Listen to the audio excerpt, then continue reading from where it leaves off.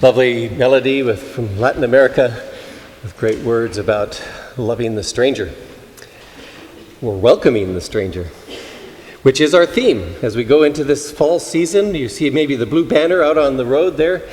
Our theme is You Are Welcome Here, 50 years of open doors. That's what this place has been in this location. It was 50 years ago this fall that this church moved from the village of Mount Kisco down here to this location here out on Millwood Road. And for 50 years, we've been throwing the doors open to the community and opening our hearts to those in need around us and being God's angels, messengers of welcome in the community. And so as we go back over these 50 years, our stewardship theme is tied in with this, You Are Welcome Here, and 50 years of open doors. And so the next 5 weeks, we will hear messages about those 5 decades of welcome. And so to begin, the 1970s, roughly, we started in 69, so we'll look by decade, the 1970s. And here to tell us about PCMK and welcome in the 70s is Kata Bierbach and Peggy Stokes.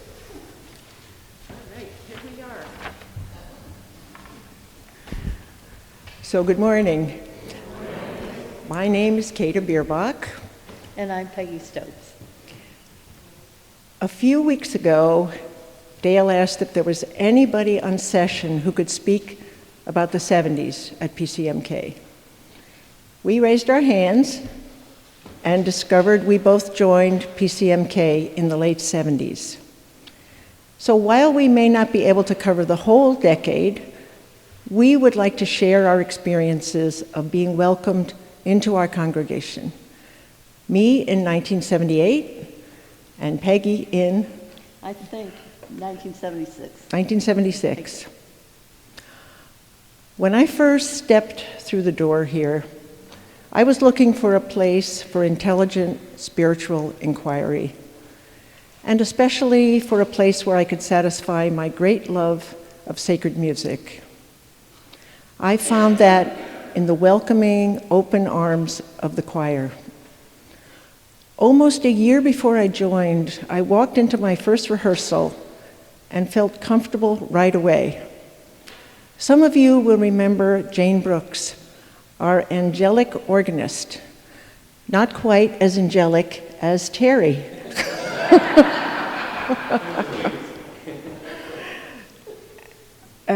And Don Walter, our talented, enthusiastic director, who was here something like total of 30 or 40 years.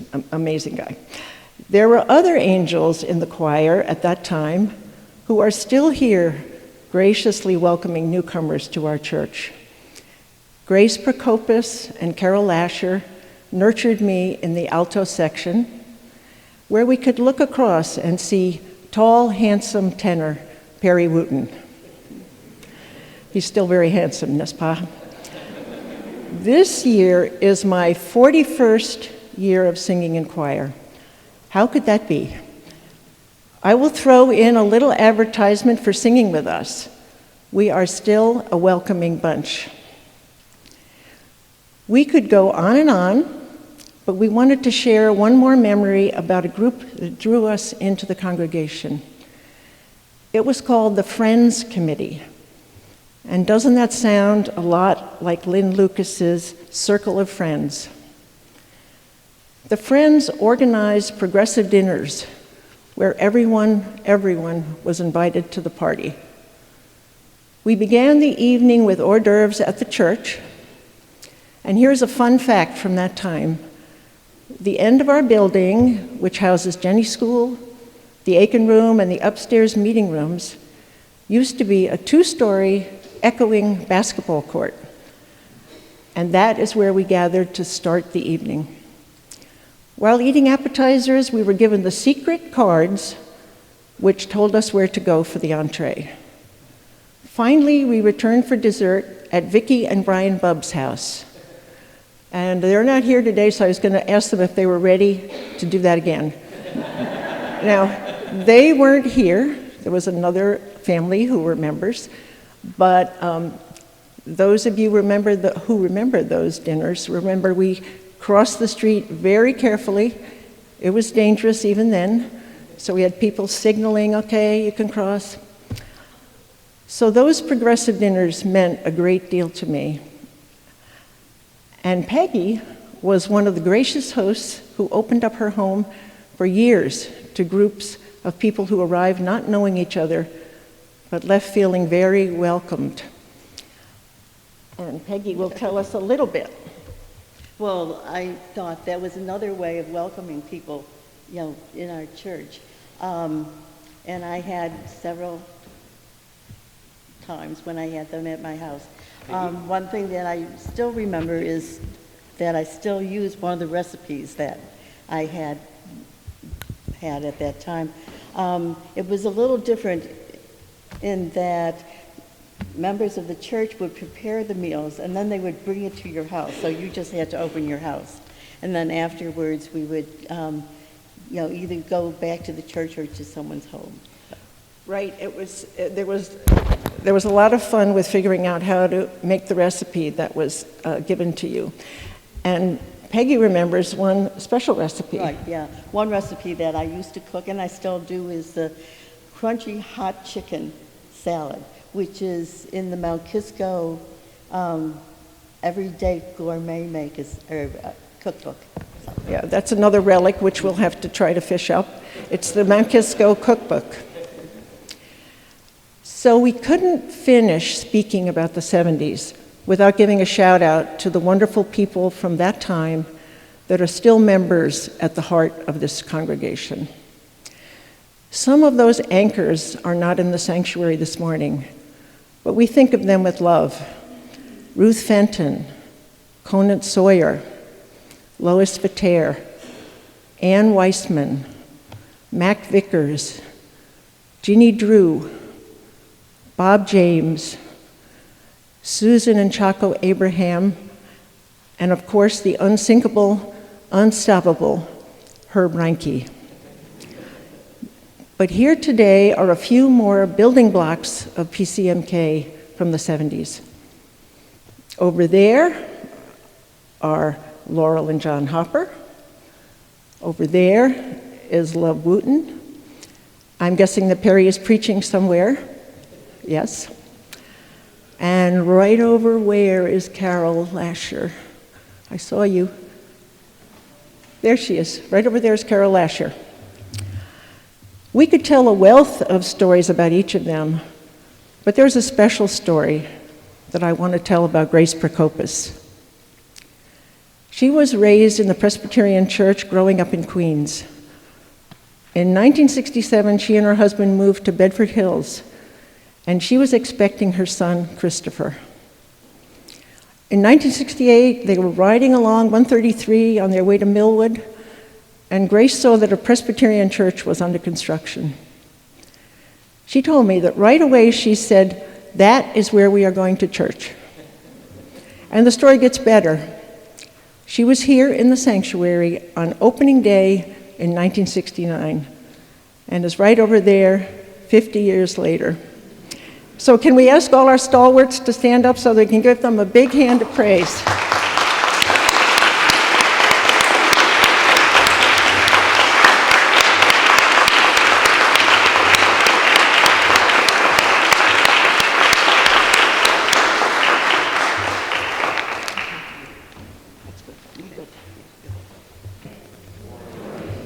First reading is a psalm that most people know. It's the 23rd Psalm, "The Lord, the shepherd of his people. The Lord is my shepherd, I shall not want. He makes me to lie down in green pastures. He leads me beside the still waters. He restores my soul. He leads me in the path of righteousness for his name's sake. Yea, though I walk through the valley of the shadow of death, I will fear no evil, for you are with me. Your rod and your staff, they comfort me. You prepare a table before me in the presence of my enemies. You anoint my head with oil. My cup runneth over. Surely goodness and mercy shall follow me all the days of my life, and I will dwell in the house of the Lord forever." This is the word of the Lord. Thanks be to God. Thank you so much, choir, for that beautiful version of the Kyrie, Lord have mercy.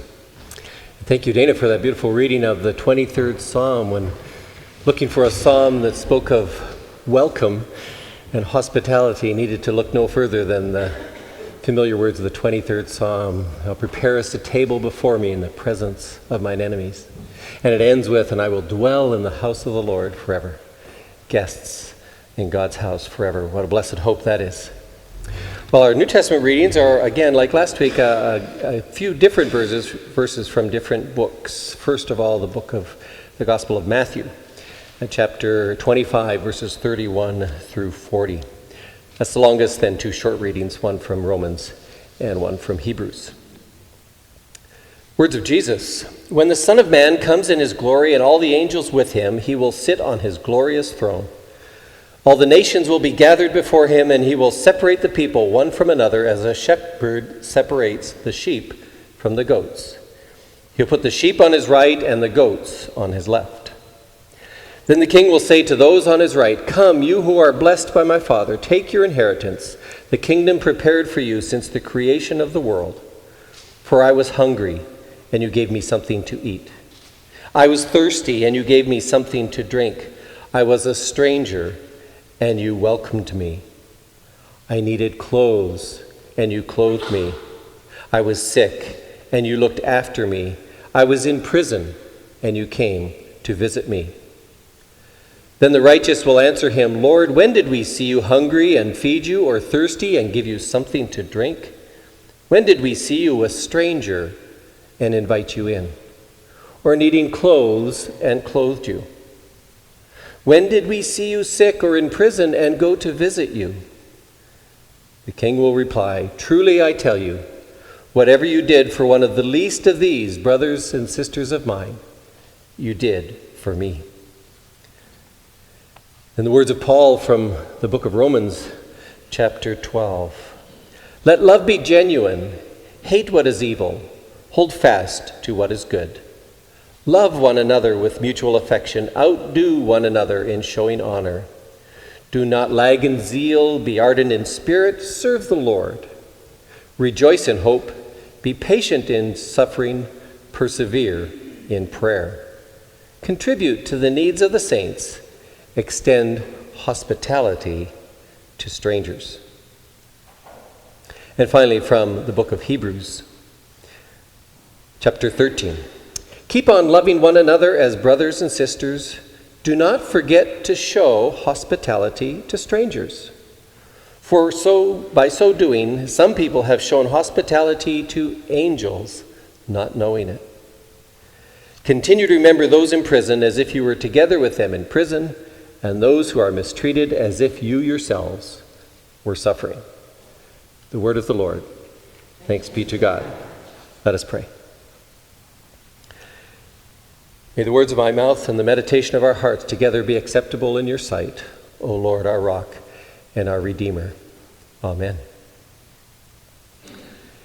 Entertaining angels unawares. That phrase from Hebrews 13 has captured the imagination of people throughout history. Sometimes we meet people who help us, like we talked about with the children, in unexpected ways, and sometimes there's a little mystery to it, and we wonder if maybe they might not have been an angel. Television has been fascinated with this storyline, and there have been many popular TV series about angels. The first one that came to mind for me was Charlie's Angels, but I guess that was a different kind of angel. Remember Highway to Heaven with Michael Landon back in the 80s, speaking of decades past, or Touched by an Angel in the 90s? A little footnote, one of the stars of Touched by an Angel, Roma Downey, is a real-life angel. I read online that she is a major supporter and volunteer with Operation Smile, that wonderful organization that offers life-changing cleft palate surgeries for children in Central America and other places. In those TV shows, angels were sent on assignment to help people on earth without letting them know their true identity. Currently, there's a TV show with a new twist on the angel story. It has a more contemporary context as it uses social media as the way that connections are made. It's called God Friended Me. Have any of you seen it? It's not going to win any Emmys, believe me, but I enjoy it for obvious reasons. The main character, Miles Finer, gets friend suggestions from someone claiming to be God on Facebook. Then he and his friends go and find that person, and there's always some way that that person is in trouble and needs his help. Some of the stories are pretty corny, but some have been quite touching. In this case, the Miles Finer character, it really is an angel, a messenger of God, and ironically, he is the one who is unaware that he is truly an angel. The people he helps sees him as an angel, but he doesn't. In fact, he claims to be an atheist. A Strange Welcome is the title of our sermon today, but if we'd had more room, I would have included Welcoming the Stranger in the New Testament. This is the second in our fall sermon series on our anniversary theme, You Are Welcome Here. 50 years of open doors. Last week we began this look at welcome in the Bible with looking at the tradition of welcoming the stranger or the foreigner in the Old Testament. The people of Israel were to show hospitality to the alien, to remind them that they were once aliens in slavery in Egypt and in exile in Babylon.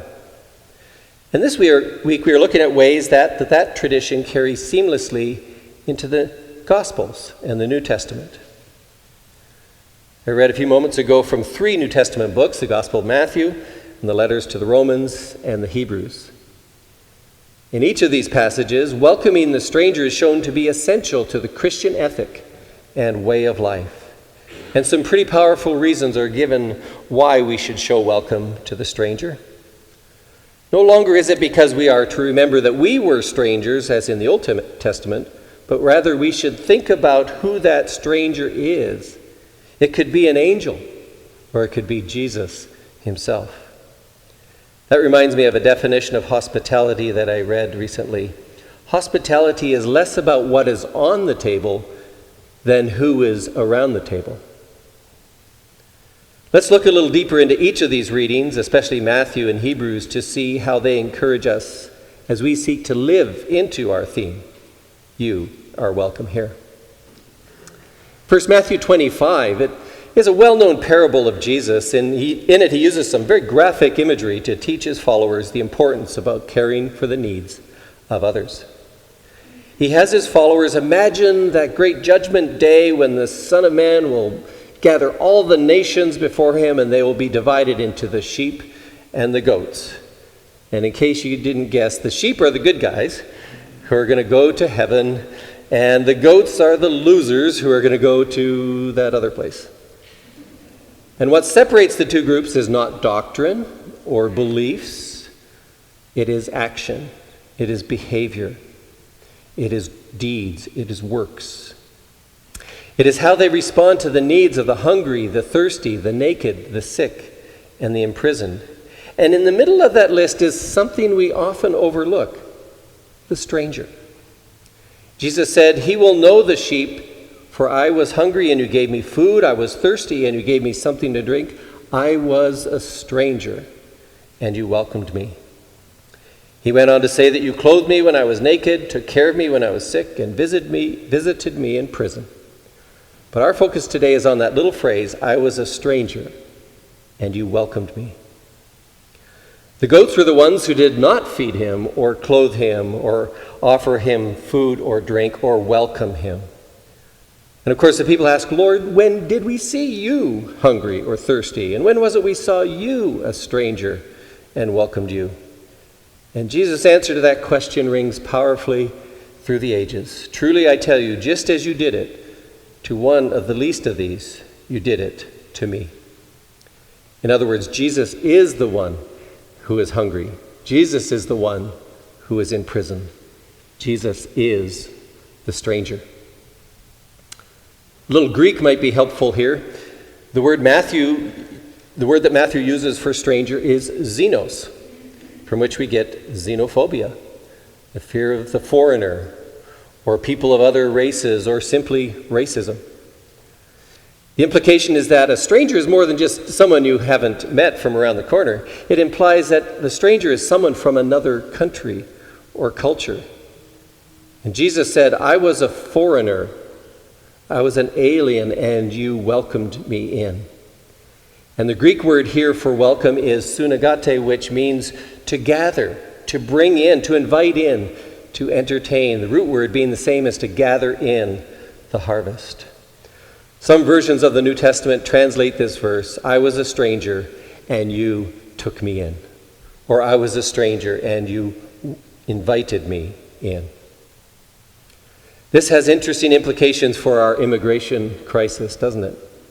I was a foreigner and you took me in. This is not just I was thirsty and you gave me something to drink. That's nice. No, it's much stronger than that. It is I was an alien and you welcomed me into your home.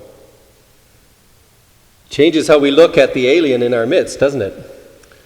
And I don't know about you, but after reading the words of Jesus in Matthew 25, I want to have the happy ending of the sheep.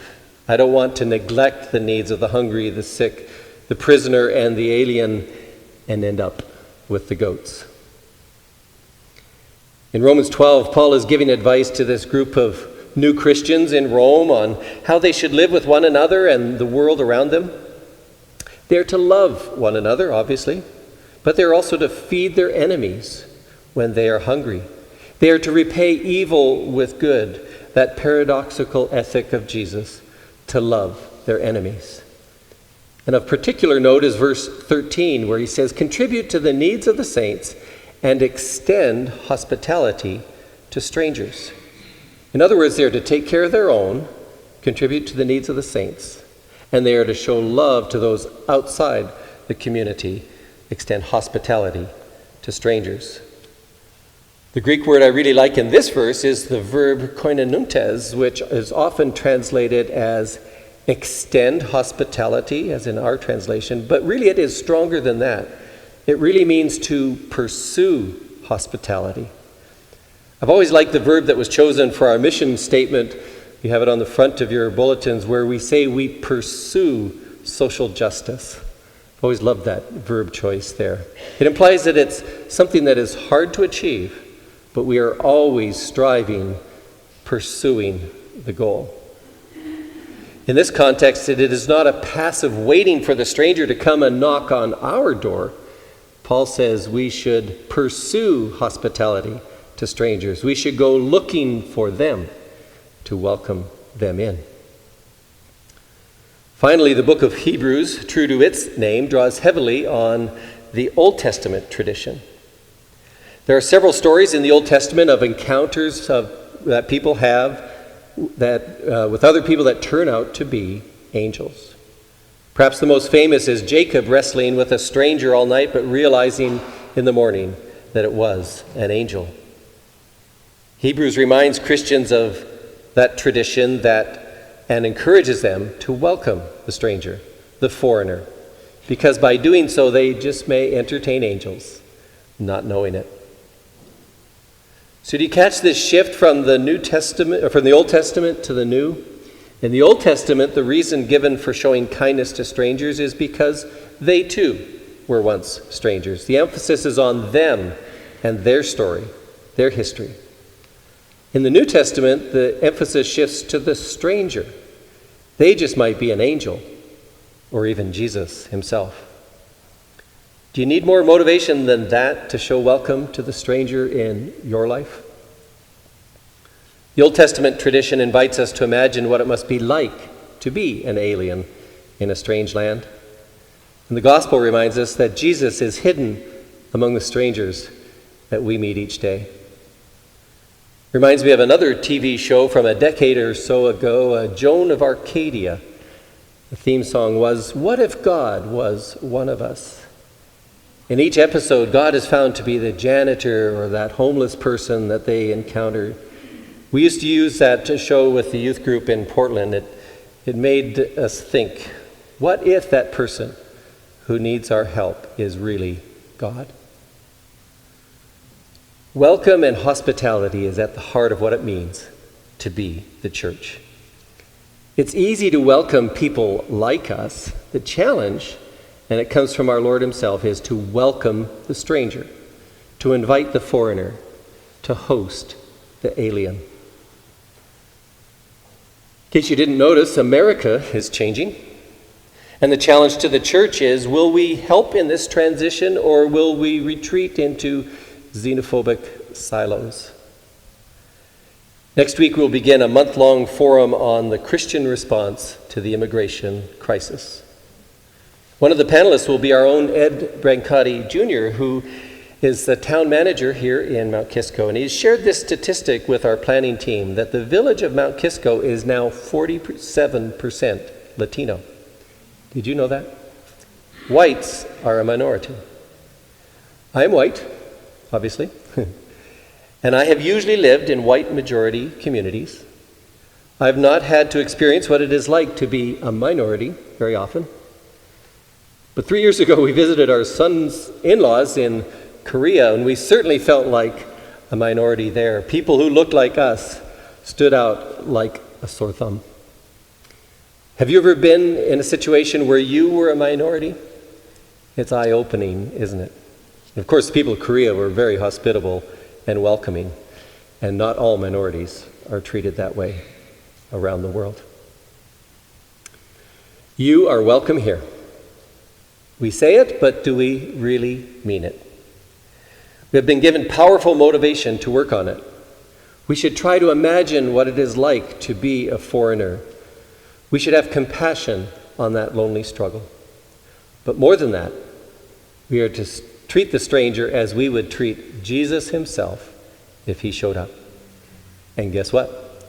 He shows up every day. We just have to open our eyes and recognize him or his angels.